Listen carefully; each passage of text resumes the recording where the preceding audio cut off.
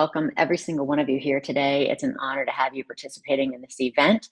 We have been planning for this for quite some time. We're really excited and we're just really happy to have you all here.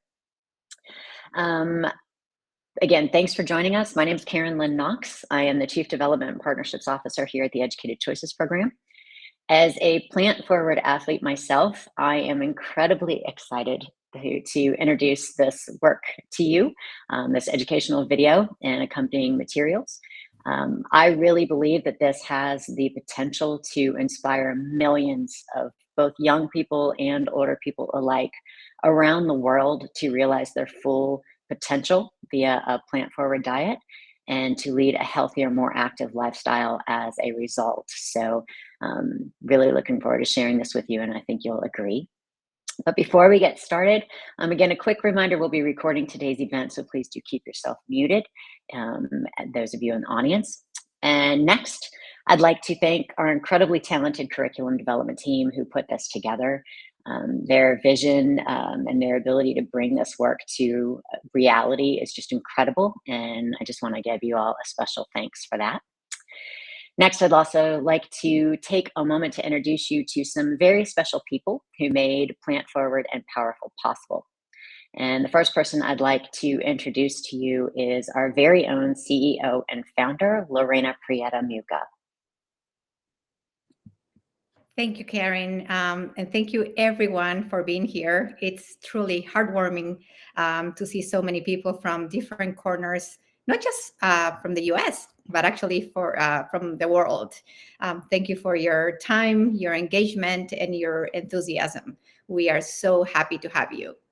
A little bit about ECP. Our education program provides free educational packages about the impact of food choices on not just our health, but the health of the planet and everyone who inhabits it. We focus on education because education imparts knowledge and tools in order to make better informed decisions. And without critical thinking, we could not discern what's false and what's true. And education does that. It promotes critical thinking, problem solving, but more importantly, it inspires people to come together and to work towards a common goal. And the common goal is to make the world a better place. And our tagline is educating for a better world. And we promote confronting society's problems with a lot of compassion, ingenuity, and science-based knowledge. And it only makes sense to take a deep dive into our current food system and its flaws in order to make and build a better one. And that's what we're all about. So thank you for being here. And I let the most important people to take the stage now. Thank you.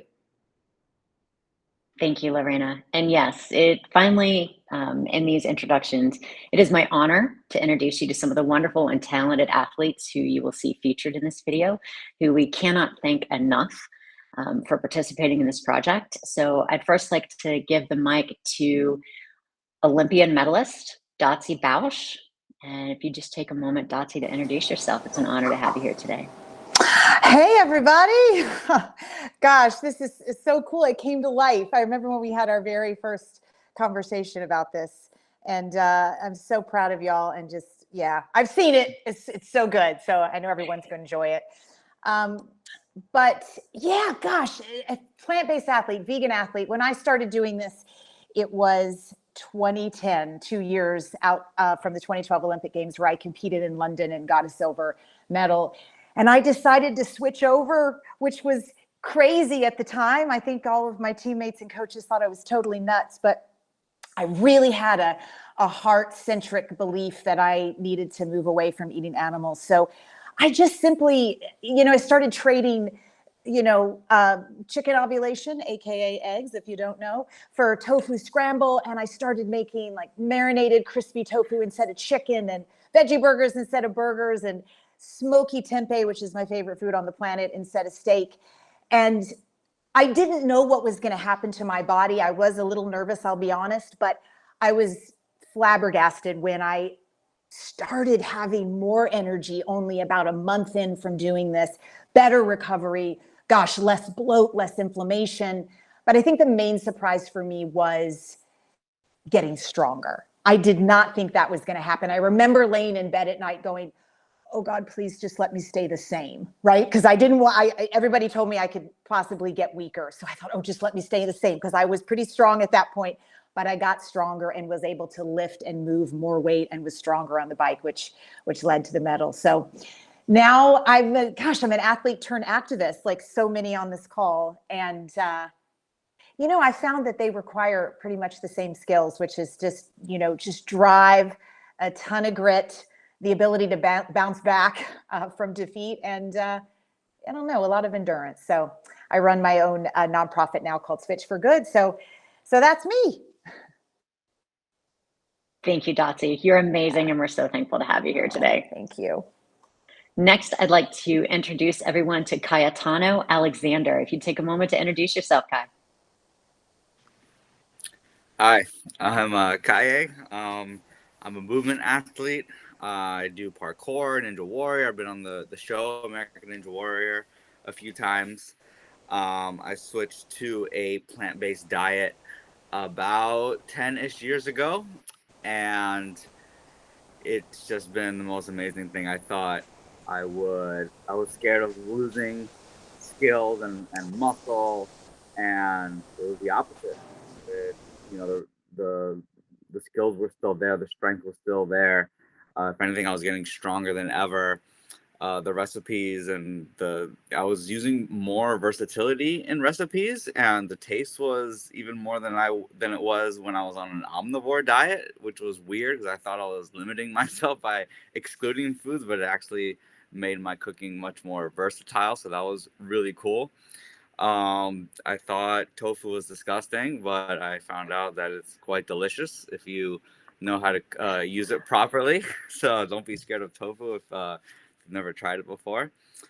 And yeah, I think this is a great thing to bring awareness to this type of diet, and especially put the spotlight on performance and what athletes can actually do on this diet, because I think athletes are a really good way to showcase what the human body can actually do when you fuel it properly. And people get scared of being protein deficient and being weak. And there's so many examples of athletes on plant-based diets that are just crushing those myths. And so I think this is such a great way to put the spotlight on the plant-based diet. Thank you so much, Cayetano. We completely agree. Thank you so much for being part of it. Next, I'd like to introduce Ella Majors, a Muay Thai practitioner, among many other things. So I'll give you the mic now, Ella.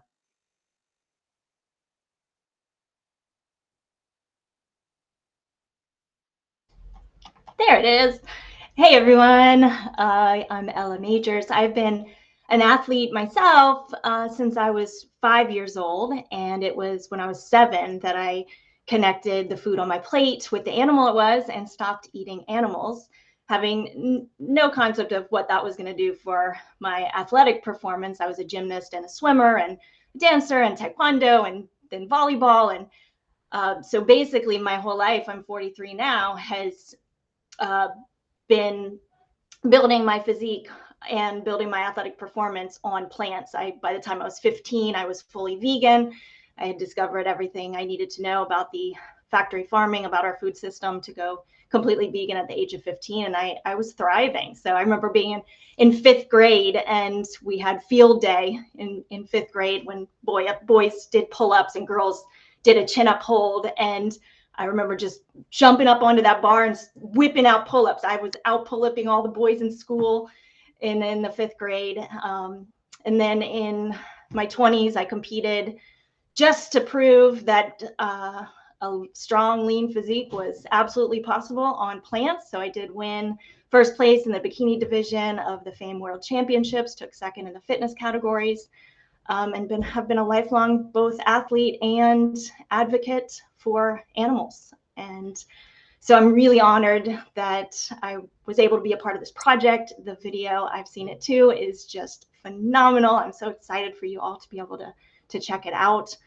And yeah, I'm keeping up. I had a sparring partner just last year. When I said I was 43, we had been sparring for many years together. He thought I was, in my young 30s. And I was like, no. He like compared my dog to he said he was like my Pokemon, and I was like, I don't know, I don't really know what Pokemon is. And he said, what? You were a deprived child. I was like, dude, I'm 43. I don't know who Pokemon is.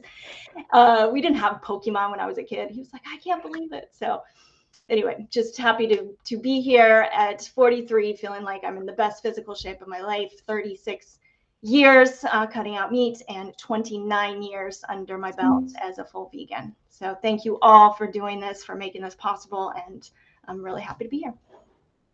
Incredible, Ella. We're honored to have you here as well. Thank you for being a part of this. And next, I'd like to introduce to you Giacomo Marchese, a champion powerlifter and bodybuilder. Take the mic, Giacomo. Oh, you are on mute. Sorry.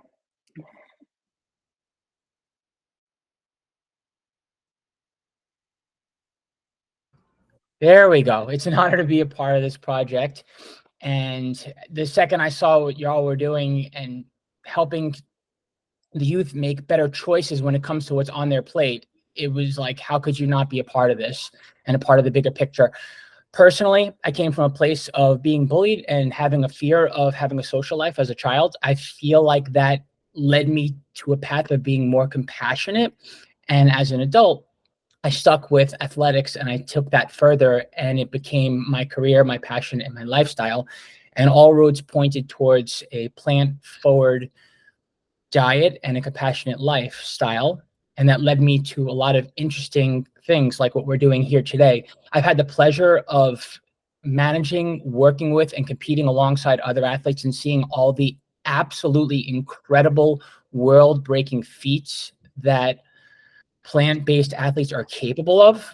For example, last year alone, we had a team of 30 to 40 athletes. We took home 30 first place medals in 6 different strength physique-based sports, the Vegan Strong Plant Built team. And you're talking athletes that are undefeated at the top of their game. I wish I could say the same of myself. I know that it's a marathon for me and I continue to get better. And at 43, like Ella, I can continue to still put on more muscle and be more competitive. The truth of the matter is, though, that's just one part of it. And it's, I mean, there's just so many incredible athletes out there, put it that way. And it's an honor to be with all of y'all. There's no limitations when it comes to getting in the right amount of protein, getting in the right amount of nutrients, having the right kind of support, doing it for the right reasons. It's good for the environment, good for your health, and it's good for just seeing the world in a different way from a heart-centered perspective when you make a switch to a plant-based diet. And yeah, that's about it. I'm sure I could talk everyone's ear off, but honestly, it's just a pleasure to be here. And thank you for giving me the mic for a couple minutes. My pleasure, Giacomo. It's an honor to have you involved. We have 2 more athletes that you're going to see featured in this presentation, one of which I believe will be joining us later for the Q&A, and that is Mr. Korin Sutton. He's also a professional bodybuilder. And then you will also see Mr. Brian Reynolds, a record-holding professional runner, featured in the video as well, who couldn't make it here today, but we want to make sure that they both understand how much we appreciate their participation in this project as well.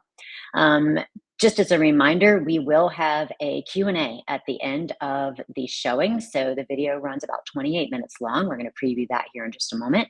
And afterwards, you'll have an opportunity to ask the athletes questions. So we'll open that up afterwards. So please stay tuned for that.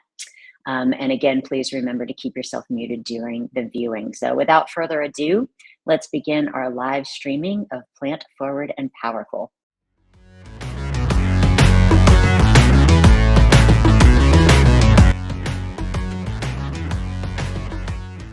You know, whenever I watch this video, whichever version it is, it always inspires me. It makes me want to walk away from my desk and go outside and get busy working out. It's so incredibly motivating and inspiring. I have no doubt that classrooms, fitness facilities, community centers, and more around the world will share this and inspire a whole new generation of plant-forward athletes to rise to the top of their endeavors. So really exciting. So at this time, I'm going to reference some questions that I have and open the mic up to a few individuals to answer their questions. Everyone's welcome to turn their cameras back on if they'd like, so I can see your beautiful faces. The first question I have is for Lorena. We have a question about other videos that we offer, and in addition to our athletic performance video. So if you'd like to take that one quick, then I have several for the athletes as well. Absolutely. Thank you for that question. Since our program addresses issues that have to do with the impact of food choices, not just on humans and society, the environment, animals, etc., we have an array of educational packages that cover things like our carbon footprint from farm to table and anything between, food waste, of course, pollution, deforestation, ocean depletion, etc. We focus also on healthful eating, how to maximize nutrient intake, how to reverse and prevent most chronic diseases that societies face.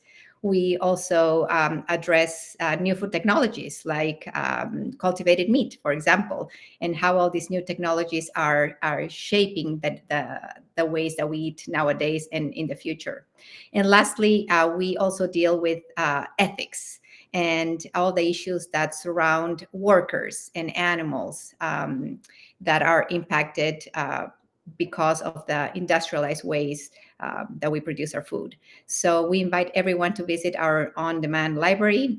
We continuously add new videos, and most importantly, we always update them to make sure that they meet the highest standards as far as science goes. Wonderful. Thank you so much, Lorena. Cayetano, the first question is for you. And this is a question that I'm sure a lot of athletes get asked regularly. And in a world of carb myths, this is a quite fitting question. They're asking what role carbs play in your diet and if you have any opinion about keto. Okay.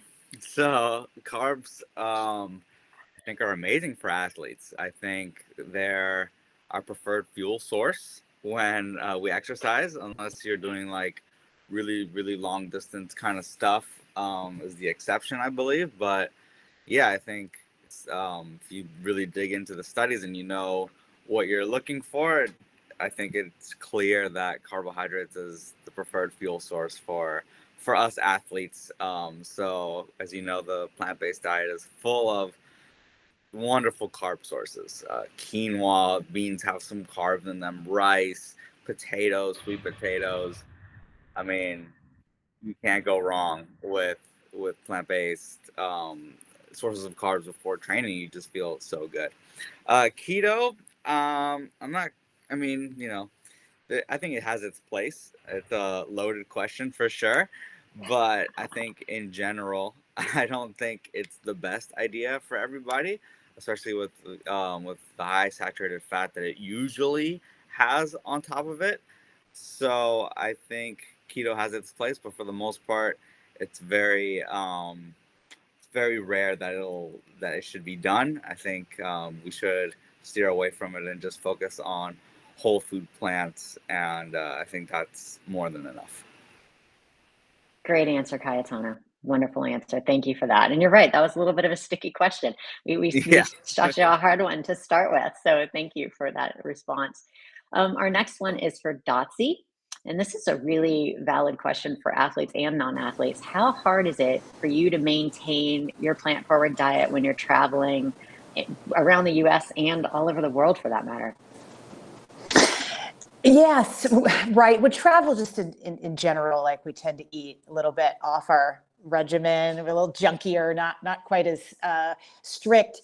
But I have not competed for, 12 years or something. So I'm just moving, staying healthy, doing my thing, and travel a lot with work. And back in the day, I had to pack quite a bit because I was so specific, right? I really had to make sure I was getting in all of the nutrients that I needed, macro and micro.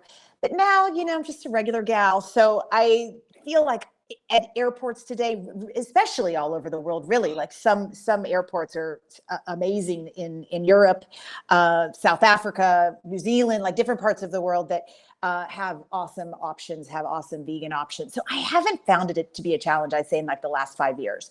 You can almost get anything that you want that stems from plants and doesn't have any animals in it. I'm living in Mexico right now, and I think it's probably one of the best plant-based countries in the world. I mean, generally speaking, just the food, salsa, guacamole, frijoles, fresh tortillas are just, inherently naturally vegan.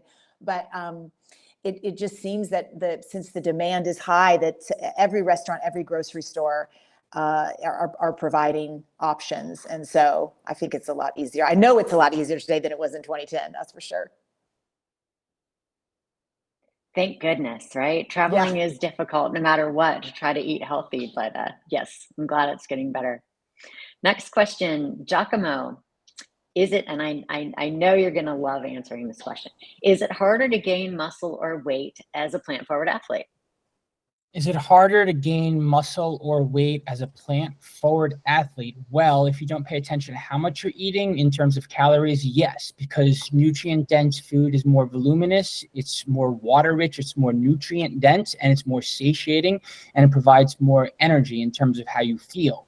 However, as long as you pay attention to how much you're eating and you get smart about the kinds of foods that you're eating to make sure that you're getting in whole foods that are plant-forward, that are also calorie-dense, like nuts and seeds and grains, over things like an overabundance of vegetables and fruit, for example, and maybe more starchy but less dense carbs like potatoes, then you can balance it out and make sure you're eating enough. But none of that happens if you don't keep a food journal. So you have to pay attention to what you're eating and how much you're eating, and then you can gain as much weight as you need for your sport, for whatever it is that you're doing.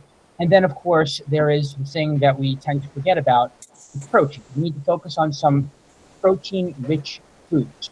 Not that everything has protein in it, but also protein-rich foods, like soy-based and wheat-based stuff, like tofu and tempeh and seitan, for example. And just pay attention to how much you're getting in. You do those two things, eat enough calories and get enough protein in, and follow a plan-forward diet, you'd be good. Perfect, Giacomo. And that actually is a perfect transition. Dotsie, are you raising your hand? I am, because I just have to back Giacomo up, because that was so perfectly on point, because it's Giacomo. But there is a meta-analysis that's going to be coming out in Nutrients. Hopefully, they're still doing some revisions, but hopefully within the next month or 6 weeks at least. As a couple of scientists did a meta-analysis of exactly what you're asking. Can you get enough protein and calories, right? That you can on an omnivore diet, on a plant-based diet. And I think all of us are a little tired of that question, because it, inherently, because we know the food so well, it seems so ridiculous. You're like, yeah, just eat a little more. And anybody who is ever on a diet of any kind, this isn't a diet, it's a lifestyle, but eat some more food. And no one ever said, oh no, that's terrible. So this meta-analysis is very robust, and it covers about 10 different studies.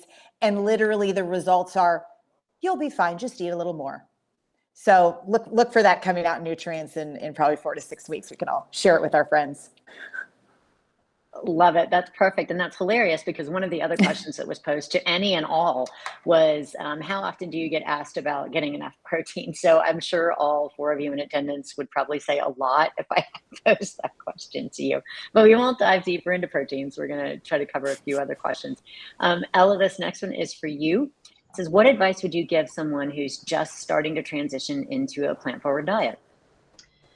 I like to share that focusing on what you're adding to your plate as opposed to focusing on what you're taking away is a great kind of mindset way to start to make that transition. So how can you start to find new foods? Like, that's the cool thing. People are like, well, what do you eat? I'm like, you kind of eat the same thing every day, right? Chicken. Like, you eat chicken every day. What happens when you take that off your plate? What do you get to fill your plate with? What kind of colors have you been missing out on your plate? Can you fill the plate with a rainbow full of colors? What foods have you never even tried before? There's just an indefinite amount of plants out there that a lot of people have never even tried. I mean, when quinoa started being popular, people were like quinoa what? Like Joaquin Phoenix? What? Like, what is this? Now it's very common. Everybody knows what quinoa is, pretty much. So I think that's my number one recommendation. What can you start to fill your plate and push those other things out that are going to make you feel good? And then really pay attention. So for paying attention of how food makes you feel, knowing that when you start to introduce more foods, that your gut is going to need some time to adjust, right? Your microbiome is going to need some time to adjust. So start adding these foods in slowly, and then start to pay attention about the energy that you're feeling from it. And keeping not only maybe a food journal, but a food mood journal. How does this make you feel? What energy is it giving you? And really paying attention to the mental and emotional effects of the food that you're eating, as well as the physical effects. Because when you start to fill your body and fill your plate with these beautiful live plant foods, like there's something very spiritual that also happens when you stop ingesting suffering and ingesting death and start ingesting this vibrant food.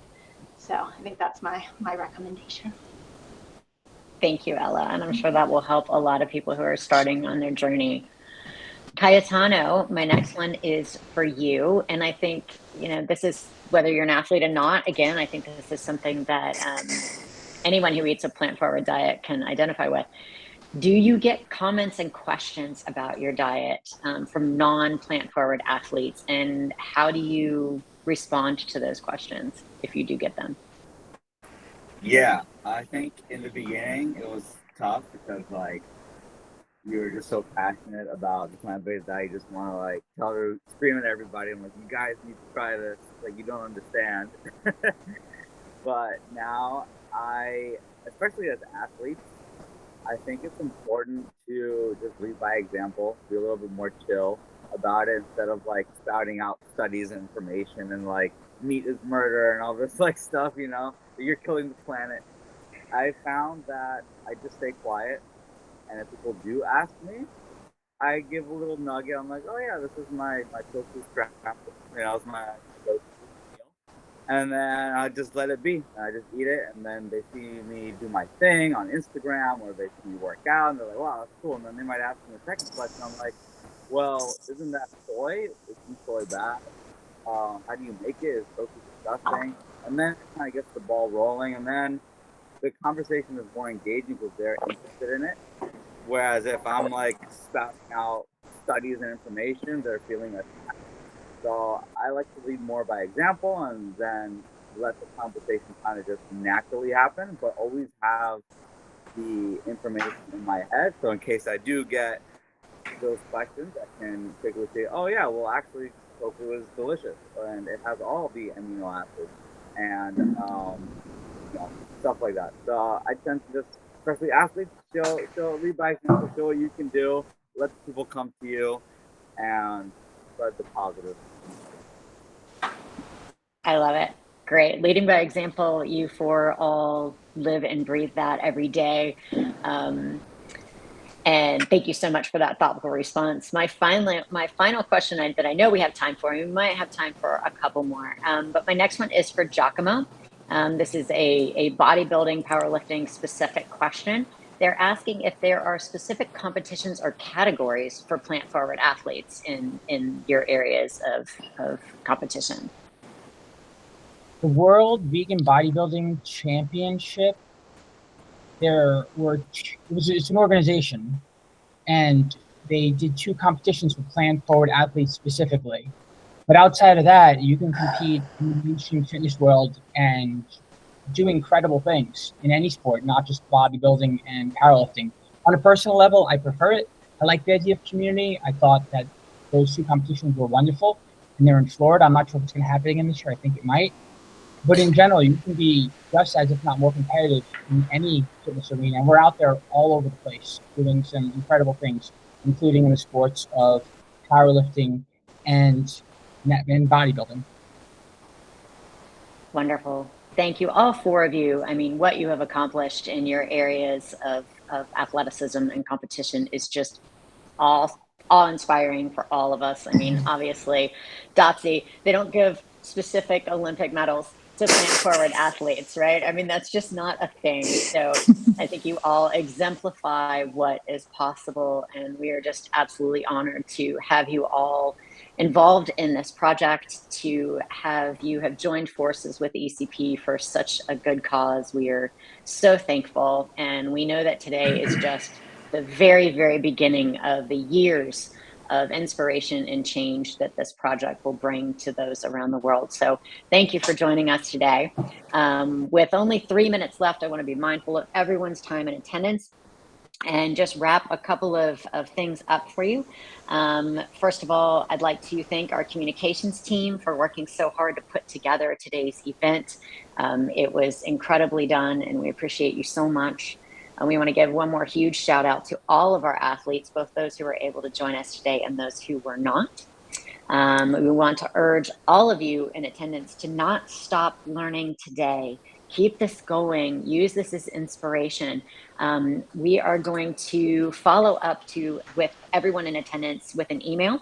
That email is going to include a link to our Next Steps toolkit, which is full of more inspiration, including books and documentaries and inspiring athletes and celebrities and websites and podcasts and just many, many places that you can go to learn more. You will also receive a recording of today's event, as well as a follow-up guide that will have some additional information on how to fuel your body for athletic performance.